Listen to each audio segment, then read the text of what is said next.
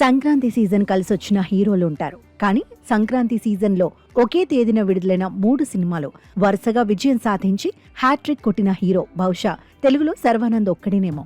Sankranti season అంటే పండుగకు 4-5 రోజుల ముందు విడుదలైన సినిమాలను సైతం కౌంట్ చేస్తారు. అలానే కనుమ రోజు విడుదలైన సినిమాలను అదే సీజన్ కింద లెక్క పెడతారు. ఆ రకంగా తెలుగులో అగ్ర కథానాయకులు చాలా మంది సంక్రాంతి సీజన్లో ఘన విజయాలను తమ ఖాతాలో వేసుకున్నారు. కానీ వారికి శర్వానంద్ పూర్తి భిన్నం. ఇప్పటి వరకు శర్వానంద్ నటించిన సినిమాలు సంక్రాంతి సీజన్లో 3 వచ్చాయి.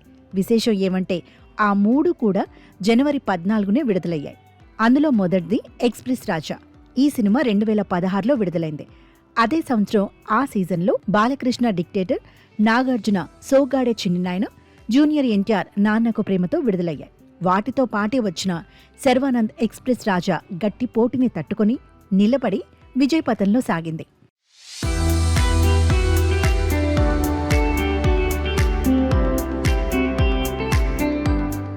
ఆ తర్వాత సంవత్సరం 2017లో శర్వానంద్ నటించిన శతమానం భవతి మూవీ విడుదలైంది. ఈ సినిమాతో పాటే అప్పటి సంక్రాంతి సీజన్లో చిరంజీవి కంబ్యాక్ మూవీ ఖైదీ నెంబర్ 150, బాలకృష్ణ 100వ చిత్రం గౌతమిపుత్ర శాతకర్ణి వచ్చాయి. ఆ సినిమాలతో పాటే శర్వానంద్ శతమానం భవతి మంచి విజయాన్ని అందుకుంది. అంతేకాదు జాతీయ స్థాయిలోనూ ఆ సినిమా అవార్డును పొందింది.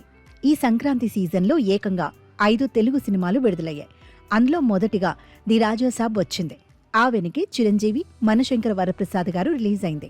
ఇక 13వ తేదీ రవితేజ భర్త మహాశయులకు విజ్ఞప్తి రాగా, 14వ తేదీ నవీన్ పోలిశెట్టి అనగనగా ఒక రాజు విడుదలైంది.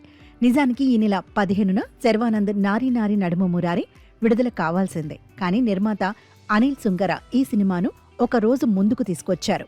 14వ తేదీ ఉదయం ఆటతో కాకుండా ఫస్ట్ షోతో ప్రదర్శనకు శ్రీకారం చుట్టారు. ఆ రకంగా నారీ నారీ నడుమ మురారి రిలీజ్ డేట్ ప్రీపోన్ అయినట్టయింది. అదే ఇప్పుడు శర్వాకు కొత్త సెంటిమెంట్ను తెచ్చిపెట్టింది.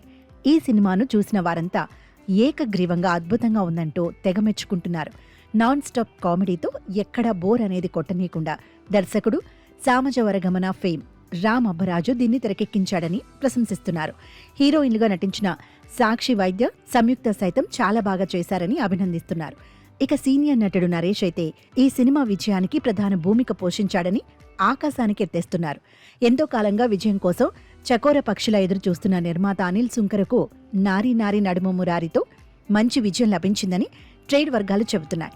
సో ఇక మీదట సంక్రాంతి సీజన్లో జనవరి 14వ తేదీన శర్వానంద్ పేరుతో రాసేసుకోవచ్చు. అతని సినిమాలను హాయిగా ఆ రోజున ధైర్యంగా విడుదల చేసుకోవచ్చు.